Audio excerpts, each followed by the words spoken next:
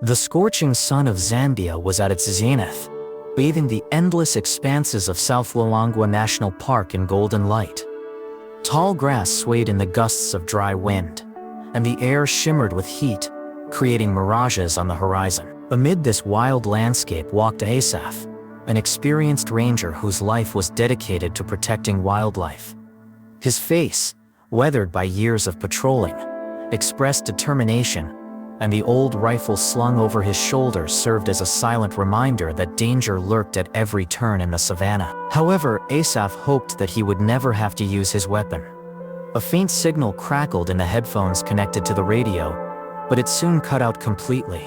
Communication in this part of the park was unreliable, and Asaf was used to relying only on his instinct. Sweat ran down his forehead, burning his skin, and his throat was as dry as the Kalahari Desert.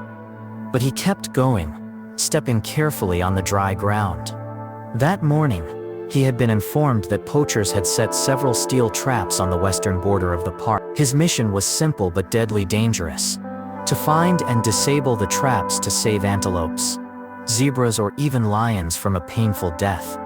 With every step, the heat became more unbearable. Asaf's boots felt like lead, and the scorching sun blinded his eyes, forcing him to squint. He stopped to take a sip of water from his canteen, but found that it was almost empty. "I need to move faster," he thought, wiping the sweat from his forehead. Suddenly, his gaze fell on faint traces on the ground, fresh, clear footprints of human boots. Asaf's heart began to beat faster. The poachers could be very close, but at that moment, a wave of dizziness washed over him. The world spun around him, and the ranger realized that his body had reached its limit. He tried to take another step, but his legs gave way. Asaf collapsed in the shade of an old baobab tree, breathing heavily. His vision blurred, and his parched throat burned like hot coals. He searched for any sign of water or shelter, but all around him was the sun-scorched savannah. Then, a few meters away, he noticed a rusty wire stretched between two bushes. One of the poacher's traps. "I found it," he thought, but his joy was fleeting. His strength left him, and Asaf fell into darkness. A deep roar broke the silence, snapping Asaf out of his stupor. His survival instinct forced him to open his eyes, despite the fatigue that gripped his entire body. Before him, in the soft light of the setting sun, stood a pride of lions. At the head was a mighty male with a thick mane, dark as night, and eyes burning like coals. Next to him was a graceful lioness, followed by two cubs peeking timidly from behind their mother. Asaf tried to move, but his body refused to obey. Fear gripped his heart. He was helpless, and the lions were the masters of this land.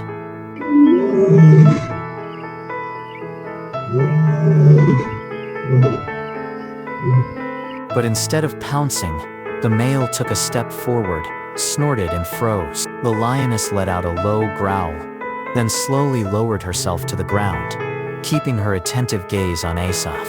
The pride showed no aggression. They simply watched him, as if studying him. At that moment, a memory deeply buried in Asaf's mind surfaced. Many years ago, when he first started working as a ranger in Coffee Park, Asaf stumbled upon a lion cub caught in a poacher's trap. The cub was whimpering pitifully, while its mother stood nearby, growling menacingly. Despite the danger, Asaf couldn't leave the cub to die. He slowly approached, trying not to provoke the lioness, and used a knife to free the cub. Blood flowed from the wound, but the cub was saved. The lioness looked at Asaf warily, but there was something in her eyes that resembled gratitude. Then she picked up her cub and disappeared into the thicket, leaving the young ranger alone in the middle of the savannah. At the time, Asaf didn't think much of it, but now, under the baobab tree, the memory took on new meaning. He looked at the male lion, whose mane swayed in the wind, and wondered, had fate brought them together again? When Asaf woke up again, the lions were still there. The male sat nearby, gazing majestically into the distance, like a sentry. The lioness and cubs lay in the shade, lazily licking each other. Normally, these predators would not spare a weak human, but now they behaved as if Asaf were part of their territory. Suddenly, the silence was broken by the hoarse laughter of hyenas, coming from afar. Their eerie laughter made Asaf shudder.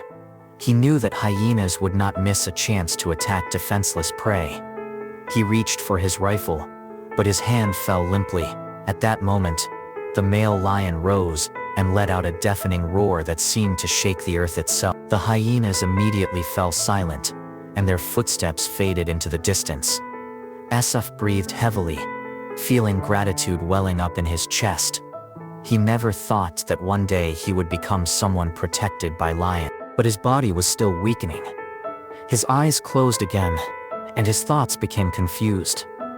"I must survive," he whispered, but his lips barely moved. Asaf fell back into a restless sleep, surrounded by lions that were both frightening and protective. Meanwhile, at the ranger station located dozens of kilometers from the baobab tree, alarm reigned. Asaf had not been in touch for several hours, and his comrades understood that every minute counted in the savannah. The team was led by Kaveh, an old friend of Asaf's, who knew the area like the back of his hand. He assembled a group of 3 rangers and 2 sniffer dogs to go in search of him. They followed Asaf's tracks, carefully studying every footprint on the dry ground. The sun beat down mercilessly, and even the experienced rangers felt their strength leaving them. Koesi noticed a rusty trap half hidden in the grass, and his heart skipped a beat. Asaf was close. The tracks became clearer and clearer until the group came to an old baobab tree. There they froze. Asaf was lying under the tree, surrounded by a pride of lions. Koesi gripped his rifle, preparing for the worst, but noticed that the lions were not aggressive. The male slowly turned his head, his mane swaying, and looked directly at the ranger. As if understanding their intentions, he took a step back, clearing the way. Koesi signaled to his companions, and they cautiously approached Asaf. He was breathing weakly, but he was alive. "He's alive!" Kaveh shouted, and the tension eased. The rangers quickly got out the stretcher and started getting Asaf ready to be moved. The lions watched them, but didn't move. The male climbed a small hill nearby and let out a low roar, as if saying goodbye. The lioness and cubs followed him, slowly disappearing into the savannah. Asaf woke up in the ambulance, feeling the cool liquid from the IV, bringing him back to life. Kaveh was sitting next to him, his face glowing with relief. "The lions saved me," Asaf whispered, still not believing what had happened. Kaveh just smiled and patted his friend on the shoulder. "You've always been part of this land, brother." Asaf received first aid at the camp, and after a few weeks he had fully recovered. Despite his friends' pleas to take a vacation, he insisted on returning to patrol duty. One evening during his rounds, Asaf noticed a familiar silhouette on the rock.